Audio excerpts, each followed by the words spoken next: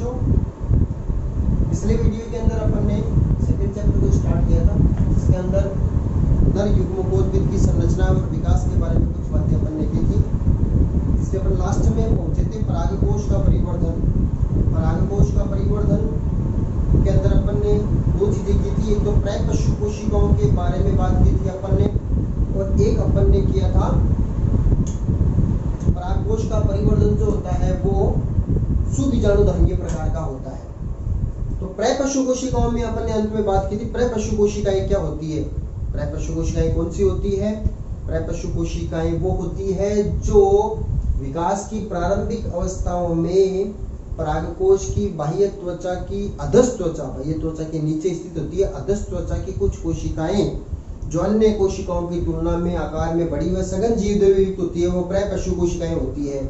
और वास्तव में ये प्रपशु कोशिकाएं जो होती है यही आगे चल करके संपूर्ण परागकोश, या अपन एक लघु बीजाणुधानी की बात करें, 4 लघु बीजाणुधानियों का निर्माण 4 प्रपशु कोशिकाओं से होता है, तो अपन ये कह सकते हैं कि प्रपशु कोशिकाएं वो है जो संपूर्ण परागकोश का निर्माण कर रही है। 4 लघु बीजाणुधानियां जब बन गई है तो पूरा परागकोश बन गया है। तो परागकोश का परिवर्धन प्रपशु कोशिकाओं से ही होता है, अपन ये कह सकते हैं। तो प्रपशु कोशिकाओं से परागकोश का परिवर्धन किस प्रकार से होता है ये आज की वीडियो में अपन देखेंगे। तो प्रपशु कोशिकाएं जो शुरुआत में आकार में बड़ी व सघन जीवद्रव्य युक्त कोशिका थी, इन कोशिकाओं में क्या हुआ, सबसे पहले ये प्रपशु कोशिकाएं, इनके अंदर एक विभाजन हुआ। विभाजन कौन सा हुआ? परिणत विभाजन, पेरिक्लिनल डिवीजन। देखो, एक तो होता है परिणत विभाजन, एक होता है अपनत विभाजन। परिणत विभाजन कौन सा होता है कि जैसे ये कोशिका है, मान लिया ये प्रपशु कोशिका है, तो इसमें परिणत विभाजन होने का मतलब ये होता है इस प्रकार से विभाजन, अनुप्रस्थ विभाजन जब होता है इस प्रकार से, तो परिणत विभाजन हो गया है। तो इससे 2 कोशिकाएं बन गई है, एक तो ऊपर वाली कोशिका, एक नीचे वाली कोशिका, ये हो गया परिणत विभाजन। और जब इसके अंदर अपनत विभाजन अपन करते हैं तो अपनत विभाजन होता है इस प्रकार से ऊर्ध्वाधर, इस प्रकार का विभाजन जब होता है तो वो अपनत विभाजन होता है। तो अपनत विभाजन तो हो गया इस प्रकार से ऊर्ध्वाधर, और परिणत विभाजन हो गया इस प्रकार से अनुप्रस्थ विभाजन। तो प्रपशु कोशिका जो होती है उसके अंदर सबसे पहले परिणत विभाजन होता है।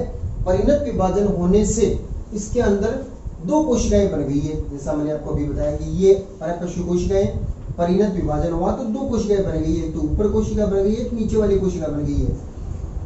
दोनों कोशिकाओं के नाम क्या होते हैं? ऊपर वाली कोशिका जो होती है उसका नाम होता है प्राथमिक वित्तीय कोशिका, और नीचे वाली जो कोशिका होती है उसका नाम होता है प्राथमिक बीजाणुजन कोशिका। तो प्रपशु कोशिका में परिणत विभाजन होने से 2 कोशिकाएं बन गई है, एक तो प्राथमिक वित्तीय कोशिका, ये प्राथमिक वित्तीय कोशिका है ऊपर वाली, और नीचे वाली कोशिका कहलाती है प्राथमिक बीजाणुजन कोशिका, ये बीजाणुजन कोशिका हो गई है। बीजाणुजन कोशिका, ये वित्तीय कोशिका, ये बीजाणुजन कोशिका। तो 2 कोशिकाएं अपने पास स्पष्ट रूप से बन गई है। अब आगे क्या होता है, देखो नाम से पता चल रहा है प्राथमिक वित्तीय कोशिका। प्राथमिक शब्द का मतलब आप जानते हो कि पहली कोशिका जिससे भित्ति का निर्माण होगा, एक कोशिका जिससे संपूर्ण भित्ति बनेगी। और पिछले वीडियो में आपको मैंने बताया था कि एक परागकोश या एक लघु बीजाणुधानी की जो भित्ति होती है वो 4 स्तरों से बनी होती है। एक परागकोश, संपूर्ण परागकोश की बात कर लो, या 4 लघु बीजाणुधानियों की बात कर लो, या एक लघु बीजाणु, बात तो एक ही है।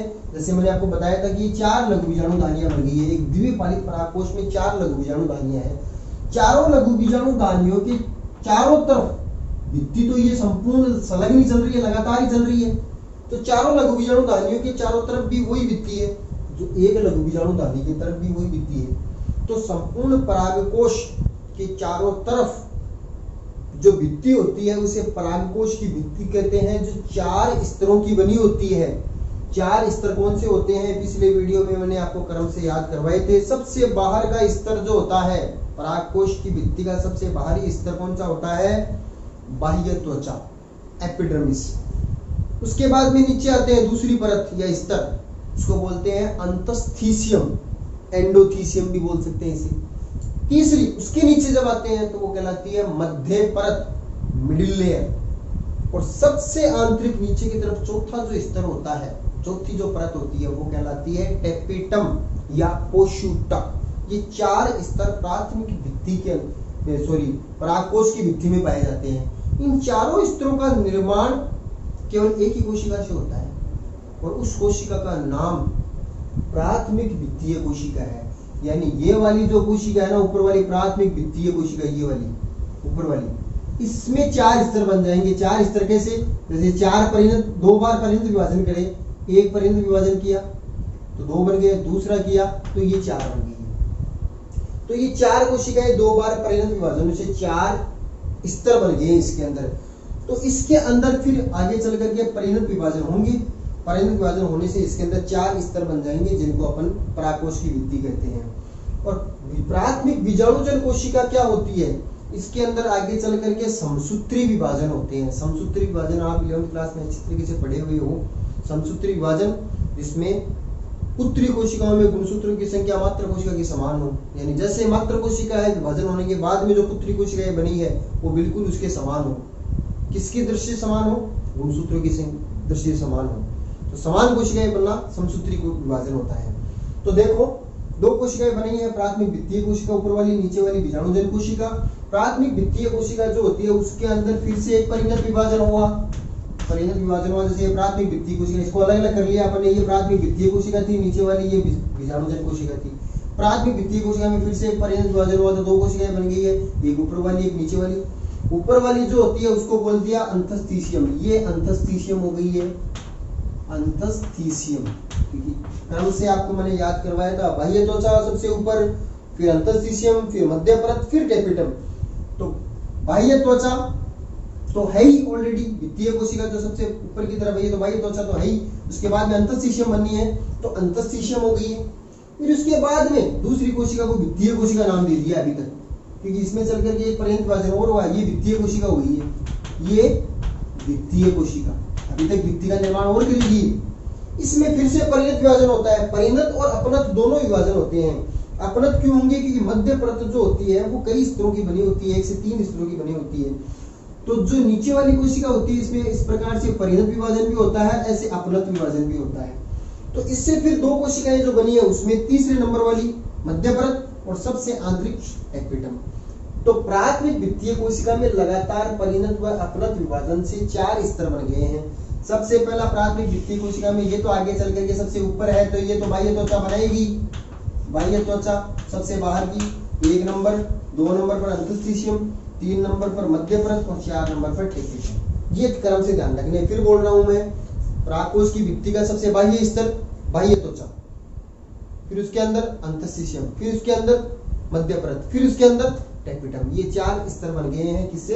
प्राथमिक वित्तीय कोशिका से। नाम से पता चलता है कि ये भित्ति का निर्माण करेगी। किसकी भित्ति का निर्माण? परागकोश की भित्ति का निर्माण करने वाली कोशिका है ये। परपशु कोशिका में पहला परिणत विभाजन होने से जो वित्तीय कोशिका बनी है ना, इससे भित्ति का निर्माण होगा। अब बीजाणुजन कोशिका के आगे चल करके क्या भविष्य है? अंदर वाली ये जो बीजाणुजन कोशिका है इसके अंदर समसूत्री विभाजन होते हैं। समसूत्री विभाजन हुआ, इसको अपन ने सूत्री विभाजन कहा है। समसूत्री विभाजन होने से अनेक कोशिकाएं बन गई है। ये एक कोशिका थी नीचे वाली, इससे बहुत सारी कोशिकाएं बन गई है इसी के समान। और इन सभी कोशिकाओं को फिर एक नाम और दे दिया, लघु बीजाणु मात्र कोशिका या बीजाणुजन कोशिका। देखो प्राथमिक शब्द हटा दिया। प्राथमिक बीजाणुजन कोशिका एक कोशिका थी। जब इसमें समसूत्री विभाजन हुआ तो बहुत सारी कोशिकाएं बन गई है। इन बहुत सारी कोशिकाओं को नाम क्या दे दिया? या तो बोल दो बीजाणुजन कोशिका, प्राथमिक नाम हटा दो, या बोल दो लघु बीजाणु मात्र कोशिका। देखो प्राथमिक बीजाणुजन कोशिका अंत में चल करके लघु बीजाणु या परागकणों का निर्माण करेगी। और लघु बीजाणु का निर्माण करने वाली कोशिका लघु बीजाणु मात्र कोशिका, मात्र केवल वाला मात्र नहीं, पेरेंटल वाला मात्र कोशिका जो आगे चल करके लघु बीजाणु का निर्माण करेगी। या बीजाणुजन कोशिका बोल दिया अपन ने क्योंकि लघु बीजाणु का निर्माण ही करनी है। तो समसूत्री विभाजन से अनेक कोशिकाएं बनी है। द्विगुणित कोशिकाएं हैं, सभी द्विगुणित। ये लघु बीजाणु मात्र कोशिकाएं बीजाणुजन कोशिकाएं कहलाती है। इस द्विगुणित कोशिका में अर्धसूत्री विभाजन हुआ। फिर अर्धसूत्री विभाजन क्या होता है? 11वीं क्लास में पढ़ा था। ऐसा विभाजन जिसमें बनने वाली पुत्री कोशिकाओं में गुणसूत्रों की संख्या आधी हो जाती है। यानी द्विगुणित कोशिका से जब अगुणित कोशिकाएं बनती है, जब द्विगुणित से द्विगुणित बनती है तब तो समसूत्री, और जब द्विगुणित से अगुणित कोशिकाएं बनती है तो कहलाता है अर्धसूत्री विभाजन। और एक द्विगुणित कोशिका में जब अर्धसूत्री विभाजन पूरा हो जाता है तो 4 अगुणित कोशिकाएं बनती है। ध्यान रखना, 11th क्लास में पढ़ा हुआ था आपको। अर्धसूत्री विभाजन जब पूरा हो जाएगा तो एक द्विगुणित कोशिकाएं से 4 अगुणित कोशिकाएं बनती है। तो एक लघु बीजाणु मात्र कोशिका में अर्धसूत्री विभाजन हुआ तो 4 लघु बीजाणुओं का निर्माण हुआ। ये लघु बीजाणु, एक लघु बीजाणु एक अगुणित कोशिका ही है, तो 4 लघु बीजाणुओं का निर्माण हुआ। और ये चारों लघु बीजाणु इस प्रकार से आपस के अंदर जुड़े हुए रहते हैं। यहाँ से एक इंपॉर्टेंट क्वेश्चन बताऊंगा आपको आगे। चारों लघु बीजाणु आपस के अंदर जुड़े हुए हैं, एक चारों आपस में जुड़े हुए हैं। किससे जुड़े हुए हैं? इनको जोड़ने वाली एक संरचना का नाम है केलोज, एक रासायनिक पदार्थ है केलोज। चारों लघु बीजाणु केलोज नामक रासायनिक पदार्थ से आपस में जुड़े रहते हैं। टेट्राड स्ट्रक्चर में चतुष्क बनाए हुए हैं, अलग अलग नहीं हुए हैं। 4 बने हैं मगर चारों अगुणित लघु बीजाणु आपस में जुड़े हुए हैं। तो ऐसी संरचना को अपन ने बोल दिया लघु बीजाणु चतुष्क। चतुष्क मतलब 4, चारों आपस में जुड़े हुए हैं। ये आगे चल करके इस केलोज का विघटन किया जाएगा, इस केलोज को तोड़ा जाएगा। यहाँ से इंपॉर्टेंट क्वेश्चन बताऊंगा आपको मैं। टेपिटम का कार्य आएगा, यहाँ पर सबसे आंतरिक परत का कार्य आएगा। इस केलोज का जब तोड़ देंगे, केलोज का जब विघटन हो जाएगा तो चारों लघु बीजाणु अलग अलग हो जाएंगे। और जब अलग अलग हो जाएंगे तो इन्हीं को नाम दे देंगे परागकण। कोई अंतर नहीं है, लघु बीजाणु और परागकण एक ही बात है। अलग अलग हो गए तब नाम दे दिया परागकण। अलग हुए तब और आंतरिक रूप से कुछ परिवर्तन और है इनके अंदर। एक केंद्रक था, 2 केंद्रक बन गए। ये आगे चल करके डिटेल में अपन बात करेंगे। तो लघु बीजाणु को ही परागकण बोल सकते हैं। तो प्राथमिक बीजाणुजन कोशिका में समसूत्री विभाजन हुआ तो लघु बीजाणु मात्र कोशिका है, बीजाणुजन कोशिका बन गई है। बीजाणुजन कोशिकाओं में अर्धसूत्री विभाजन होने से लघु बीजाणु चतुष्क और लघु बीजाणु चतुष्क से परागकणों का निर्माण हो गया है। तो इस प्रकार से एक प्रपशु कोशिका से लघु बीजाणु धानी या परागकोश का परिवर्धन होता है। क्योंकि परागकोश के अंदर है क्या? दो ही तो चीजें हैं, एक तो भित्ति है चारों तरफ और अंदर क्या है? लघु बीजाणु। यही तो है ना चारों तरफ।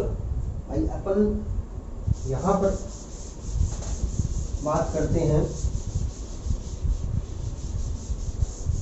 लघु बीजाणु धानी बोल दो या परागकोश बोल दो। 4 लघु बीजाणु धानियां मिलकर के एक पूरे परागकोश का निर्माण कर रही है क्या? यही तो है पूरा।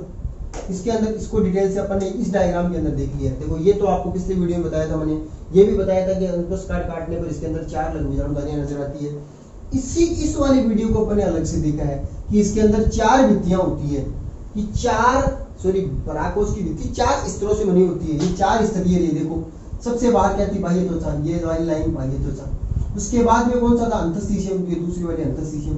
उसके बाद में तीसरी लाइन जो थी वो कौन सी थी? मध्य परत। ये मध्य परत हो गई है। और ये पिंक वाली जो है ये हो गई है टेपिटम। 4 स्तर हो गई, पिंक वाली टेपिटम। और अंदर क्या है? इनके अंदर लघु बीजाणु। तो 2 ही तो चीजें हुई। ये पूरा पूरा परागकोश है। इस परागकोश में 2 ही तो चीजें हुई है।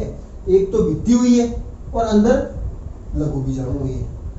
भित्ति का निर्माण तो प्रपशु कोशिका में परिणत विभाजन से प्राथमिक भित्तीय कोशिका बना देगी। यानी ये वाला काम जो है ना, ये इतना काम, ये तो काम कर देगी कौन सी? प्राथमिक भित्तीय कोशिका। और ये अंदर बीजाणु का निर्माण करना है ना, यहाँ तक टेपिटम तक का काम ये कर देगी। अंदर बीजाणु का निर्माण करने वाला काम प्राथमिक बीजाणुजन कोशिका कर देगी। इस प्रकार से परागकोश का परिवर्धन जो होता है वो कंप्लीट होता है। अब अपन बात करते हैं कि परागकोश का निर्माण में 4 स्तर बने हैं भित्ति में और अंदर लघु बीजाणु बने हैं।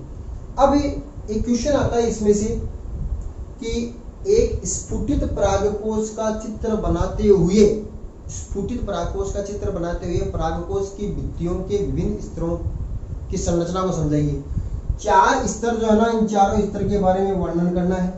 4 स्तर जो है ना परागकोश की भित्ति के 4 स्तर, इन चारों स्तरों के अंदर कौन कौन सी कोशिकाएं, क्या क्या कार्य होता है उनके बारे में, और अंदर लघु बीजाणु का निर्माण, इनके बारे में डिटेल से स्टडी का एक अच्छा क्वेश्चन बनता है।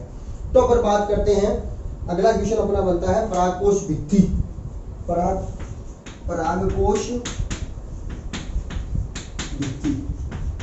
परागकोश की भित्ति का निर्माण किससे हुआ? प्राथमिक भित्तीय कोशिका से। इस भित्ति के अंदर 4 स्तर पाए जाते हैं। कौन कौन से? अभी आपको मैंने क्रम से बताए हैं, वो क्रम से ही आपको ध्यान रखने हैं। सबसे बाहर बाह्य त्वचा, बाह्य त्वचा। 2 नंबर पर अंतस्थीसियम, 3 नंबर पर मध्य परत, और 4 नंबर पर सबसे आंतरिक परत कैपिटल, या इसको अपन पोषुतक भी कह सकते हैं। क्रम से ध्यान रखना है आपको। बाह्य त्वचा सबसे बाहर, फिर अंतस्थीसियम, फिर मध्य परत, फिर कैपिटल। ये 4 स्तर, जो 4 लाइनों में आपको बताया हमने, चारों स्तर। अब इस भाग को ही अपन थोड़ा सा जूम करके देखें, इसको जूम करके देखिए अपन, तो चारों स्तर की कोशिकाएं अपन को इस प्रकार से नजर आती है। यानी ये वाला भाग अपन आवर्धित करके देखें, बड़ा करके देखें, तो इस वाली लाइन के अंदर जो कोशिकाएं है ना, किस प्रकार की कोशिकाएं, कोशिकाओं के रूप में अपन ने इस वाले भाग को बढ़ा करके इस चित्र के अंदर दिखाया है। तो देखो, सबसे बाहर बाह्य त्वचा, ये सबसे बाहर जो अपन ने ये एक परत बनाई है, ये वाली, ये बाह्य त्वचा। उसके बाद में दूसरी जो स्तर है, ये अंतस्थीसियम। उसके बाद में पिंक से पहले तक 2 स्तर और बनाए मैंने, ये दोनों के दोनों स्तर मध्य परत के। फिर उसके बाद में पिंक कलर वाला स्तर जो होता है, ये है टेपिटम। यानी यहां से यहां तक का काम जो है ना, ये पूरा का पूरा परागकोश की भित्ति, ये भित्ति है। यानी इस चीज को, ये वाली लाइन जो है ना, ये 4 लाइन आपको नजर आ रही है, चारों लाइनों को यहाँ पर कोशिकाओं के रूप में बना के दिखाए हैं। और अंदर की तरफ क्या है, अंदर की तरफ ये जो बना रखे है ना, ये लघु बीजाणु मात्र कोशिका है, क्योंकि प्रपशु कोशिका में विभाजन हुआ। तो दूसरी वाली कोशिका कौन सी बनी थी, बीजाणुजन कोशिका। बीजाणुजन कोशिका के अंदर फिर समसूत्री विभाजन होकर के लघु बीजाणु मात्र कोशिकाएं बन गई थी। ये लघु बीजाणु मात्र कोशिकाएं हैं। इन लघु बीजाणु मात्र कोशिका में सूत्री विभाजन होगा, तो अंदर की तरफ लघु बीजाणु का निर्माण होगा, जिसको अपन इस चित्र के अंदर दिखा रहे हैं। तो ये तो हो गया पूरी भित्ति की चारों स्तर, जो इसको अपन ने जूम करके यहाँ पर दिखाया है। अब इन परागकोश की भित्ति के जो 4 स्तर हैं, इनके बारे में अपन 2-2 लाइनें करते हैं, क्योंकि इनका वर्णन करना पड़ेगा। बड़ा क्वेश्चन 3 नंबर का आता है, इसमें एक तो ये चित्र पूछ लिया जाता है, परागकोश की भित्ति की पूरी संरचना पूछ ली जाती है। ये चित्र और परागकोश की भित्ति की चारों परतों के बारे में 4-4 लाइनें अपन को लिखनी है। बड़ा क्वेश्चन यहाँ पर बनता है। तो देखो, बाह्य त्वचा, परागकोश की भित्ति का सबसे बाह्य स्तर, जो एकल कोशिकाओं से बना स्तर है, यानी एक ही परत है कोशिकाओं से बनी हुई। ये एक ही परत है बाह्य त्वचा, केवल एक परत, एक कोशिकाएं आपस में जुड़ी हुई है, और आपस में सभी कोशिकाएं दीर्घित होती है, दीर्घित रूप से जुड़ी रहती है। सुदीर्घित यानी लंबाई कम होती है, चौड़ाई ज्यादा होती है, आपस के अंदर टाइटली जुड़ी हुई रहती है, बिल्कुल टाइट रूप से जुड़ी हुई रहती है। यानी अंतराकोशिकीय अवकाश नहीं पाया जाता है 2 कोशिकाओं के बीच में, आपस के अंदर टाइटली जुड़ी रहती है। तो ये बाह्य त्वचा बन गई है चारों तरफ। ये चारों तरफ सबसे बाहर की तरफ जो लाइन है ना, ये बाह्य त्वचा है। काम क्या है, रक्षात्मक आवरण प्रदान करना, यानी परागकोश को चारों तरफ से रक्षात्मक आवरण प्रदान करना, ये इसका कार्य होता है। सबका कार्य ध्यान में रखना है। बाह्य त्वचा कार्य रक्षात्मक आवरण प्रदान करना। उसके बाद में अंतस्थ त्वचा इंपॉर्टेंट है, यहाँ से एक क्वेश्चन बनता है, और सबसे ज्यादा इंपॉर्टेंट तो ये वाली, वेरी वेरी इंपॉर्टेंट, यहाँ से क्वेश्चन बनता है। तो अंतस्थिशियम की बात करते हैं। बाह्य त्वचा के ठीक नीचे स्थित एकल कोशिकाओं का बना स्तर, यहाँ पर भी एक ही स्तर है, यानी ये वाला स्तर जो है ना, इसके जस्ट नीचे ये वाला स्तर अंतस्थिशियम स्तर है, एकल कोशिकाओं से बना होता है।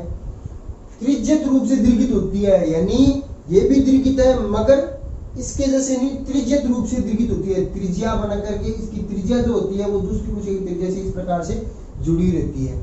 तो 2 कोशिकाएं जुड़ी है, जुड़ने वाले स्थान पर, अच्छा क्वेश्चन यहाँ पर क्या बन रहा है, अंतस्थिशियम की जब 2 कोशिकाएं आपस में जो जुड़ती है, तो इनके जुड़ने वाले स्थानों पर, यानी अर्य भित्तियां हो गई है 2 कोशिकाओं की जब जुड़ती है, जैसे ये एक कोशिका है, ध्यान से देखना वीडियो में, ये कोशिका, दूसरी वाली कोशिका ये हो गई है। तो इनके जुड़ने वाले स्थान पर, ये वाला स्थान जो होता है, यहाँ पर अल्फा सेलुलोज, सेलुलोज आपको पता है क्या होता है, इसमें एक इसका घटक होता है अल्फा सेलुलोज। अल्फा सेलुलोज का जमाव हो जाता है, यानी यहाँ पर क्या पाया जाता है, अल्फा सेलुलोज। अल्फा सेलुलोज के जमाव से यू आकार की रेशेदार पट्टियां बनती है। ये यू आकार की इस प्रकार से रेशेदार पट्टियां बन जाती है। अल्फा सेलुलोज के जमाव से यू आकार की रेशेदार पट्टियां बनती है। और अपन को पता है सेलुलोज जो होता है वो आर्द्रताग्राही प्रकृति का होता है। आर्द्रताग्राही प्रकृति का मतलब क्या हो गया है कि नमी को अवशोषित करता है, वातावरण से नमी को अवशोषित करता है। नमी को जब अवशोषित करेगा तो ये कोशिकाएं जो होती है हमेशा फूली हुई रहती है, फूली हुई रहेगी। और जब शुष्क परिस्थिति आएगी तो नमी बाहर निकलेगी, नमी बाहर निकलेगी तो तनाव हो जाएगा इनके अंदर। और तनाव होने से क्या हो जाएगा, परागकोश की भित्ति पर ऊपर की तरफ दबाव पड़ेगा, ऊपर और नीचे दोनों तरफ दबाव पड़ेगा, जिससे ये भित्ति जो होती है ना ये फट जाती है, टूट जाती है जगह जगह से। और टूटना जरूरी इसलिए है कि जब तक ये भित्ति टूटेगी नहीं ना तब तक अंदर परागकण बाहर कैसे निकल पाएंगे। और परागकण बाहर निकलेंगे तभी तो परागण की क्रिया होगी। ये परागकण किसी दूसरे पुष्प की वर्तिकाग्र में जाएंगे तब लैंगिक जनन संपन्न होगा। तो परागकोश की भित्ति के स्फुटन, स्फुटन का मतलब टूटना, स्फुटन में सहायक होती है अंतःस्थिशियम की परत। कैसे, अंतःस्थिशियम की परत की प्रत्येक कोशिकाओं के अर्य भित्तियों पर अल्फा सेलुलोज का जमाव होने से यू आकार की रेशेदार पट्टियां बन जाती है जो आर्द्रताग्राही प्रकृति की होती है और शुष्क परिस्थितियों के अंदर ये खिंचाव या तनाव उत्पन्न करती है, जिससे परागकोश की भित्ति में स्फुटन होता है। Important question.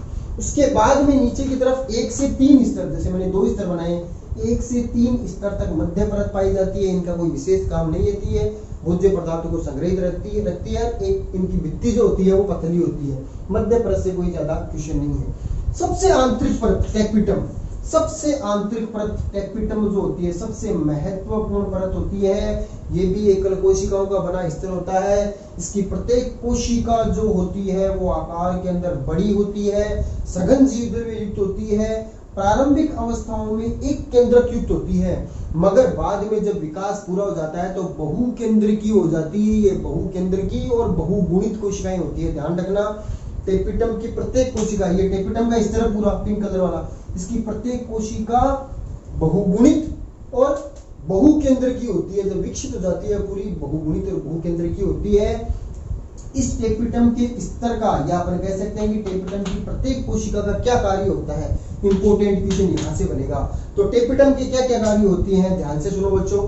टेपिटम की कोशिकाओं का कार्य क्या होता है, सबसे पहला काम टेपिटम की कोशिकाओं का कार्य होता है कि जो अंदर परागकण बनेंगे ना, इन लघु बीजाणु मात्र कोशिकाओं में सूत्र विभाजन से परागकण बनेंगे, अंदर लघु बीजाणु या परागकण बनेंगे, इनका विकास जब होगा, परागकण तो बनेंगे मगर विकसित जब होंगे, विकास होगा पूरा, तो परिवर्धन के समय परागकणों या लघु बीजाणुओं के परिवर्धन के समय पोषण प्रदान करने का काम करती है। ध्यान रखना, आप जूलॉजी के अंदर सर्टोली कोशिकाएं पढ़ेंगे, जब वर्षण की संरचना पढ़ेंगे, वर्षण के अंदर एक सर्टोली कोशिका का नाम है, सर्टोली कोशिका का कार्य यहाँ पर टेपिटम की कोशिकाओं के समान है। टेपिटम की कोशिकाएं, सर्टोली कोशिकाएं विकसित हो रहे शुक्राणुओं को पोषण प्रदान करती है, परिवर्तनशील शुक्राणुओं को पोषण प्रदान करती है। वैसे ही परागकणों को, परिवर्तित परागकणों को पोषण प्रदान करने का काम करती है टेपिटम की कोशिकाएं। ये टेपिटम की कोशिकाएं भी 2 प्रकार की होती है, एक तो स्रावी और एक ग्रंथिल। 2 प्रकार के टेपिटम के स्तर होते हैं, एक तो स्रावी और ग्रंथिल, मगर अधिकांश पादपों में स्रावी प्रकार की टेपिटम पाई जाती है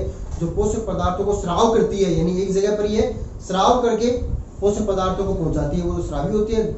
और ग्रंथिल प्रकार की जो होती है वो अमीबोइड प्रकार की भी कहलाती है। अमीबोइड या ग्रंथिल प्रकार की टेपिटम जो होती है, ये कोशिकाएं क्या करती है, अपने परागकणों को पोषण प्रदान करने के लिए अमीबा के समान आकृति बनाती है, जिसके पास पहुंचती है और फिर पोषण प्रदान करती है। अमीबा जैसे कूट पादपों की सहायता से गति करता है ना, वैसे अमीबा की जैसे संरचना बनाई इसके पास आती है, फिर पोषण प्रदान करती है।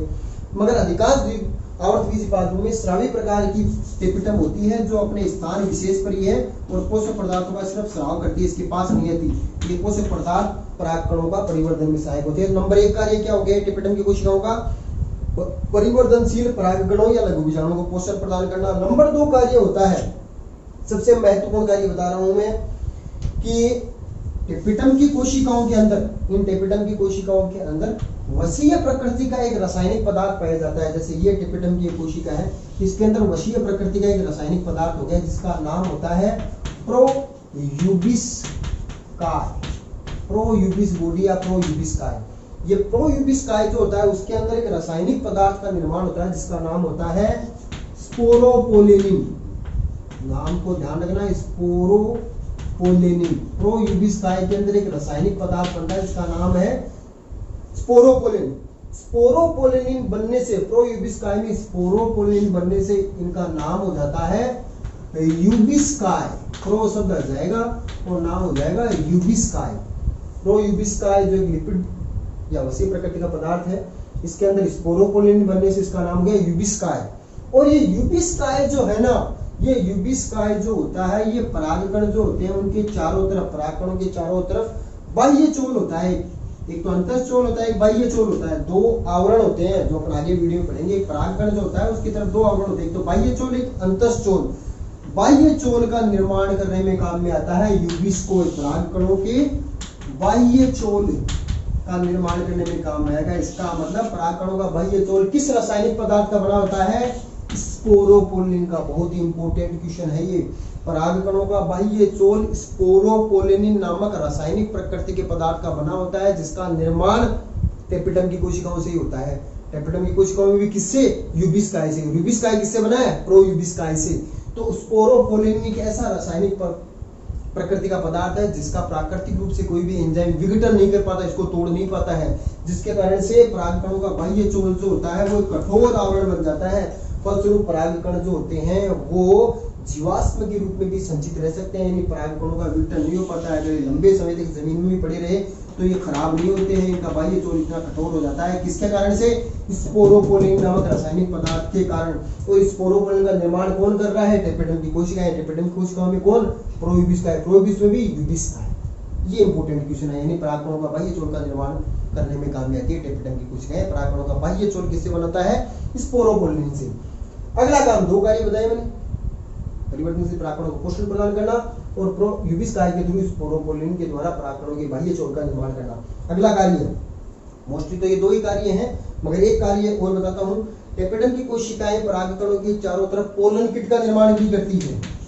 पोलन किट, ये पोलन किट क्या होता है तीसरे चैप्टर में पढ़ेंगे अपन। ऐसे परागकण जिनका स्थानांतरण कीटों के द्वारा होता है, यानी एक पुष्प से कीट के छिपके दूसरे पुष्प के ऊपर जाकर गिरते हैं। कीटों के द्वारा जब परागण की क्रिया होती है तो परागकण कीटों के शरीर से चिपकते हैं। इन परागकणों के चारों तरफ एक तेलीय प्रकृति का चिपचिपा आवरण पाया जाता है, इसको पोलन किट कहते हैं। जो कीटों के साथ चिपकने में सहायक होता है, इसको पोलन किट कहते हैं। तो पोलन किट का निर्माण करने वाले सभी घटकों का निर्माण भी टेपिडम के द्वारा किया जाता है। ध्यान रखना, तीसरा कार्य बता रहा हूँ, पोलन किट का निर्माण भी टेपिडम की कोशिकाओं से किया जाता है। अगले दो कार्य एक्स्ट्रा में है जो अपने सिलेबस में नहीं है, और प्लीज ध्यान में रख लेने आपको। एक हार्मोन होता है ऑक्सिन हार्मोन, इसका नाम है IAA, indole acetic acid. Indole acetic acid auxin hormone का निर्माण भी टेपिडम की कोशिकाओं के द्वारा किया जाता है।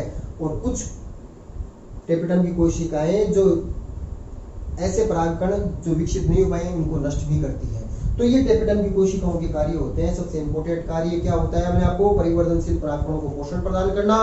दूसरा कार्य स्पोरोपोलिन वाला जो बाह्य चोल का निर्माण करेगा। तीसरा कार्य पोलन किट का निर्माण करना और indole acetic acid hormone, auxin hormone उसका निर्माण करना। सबसे आंतरिक परत है, सबसे इंपॉर्टेंट परत है। इस प्रकार से चार परतों के बारे में यहाँ पर पढ़ना है। और ये स्फुटित परागकोश, स्फुटित का मतलब जिसके परागकोश की भित्ति टूट चुकी है, अंतःस्थिशियन की परत काम में आती है। परागकोश के स्फुटन में आपको मैंने बताया अभी, जब ये परागकोश की भित्ति टूट जाती है तो सभी परागकण बाहर मुक्त होते हैं जो परागण के अंदर अब काम में आएंगे। तो स्फुटित परागकोश का यही चित्र है।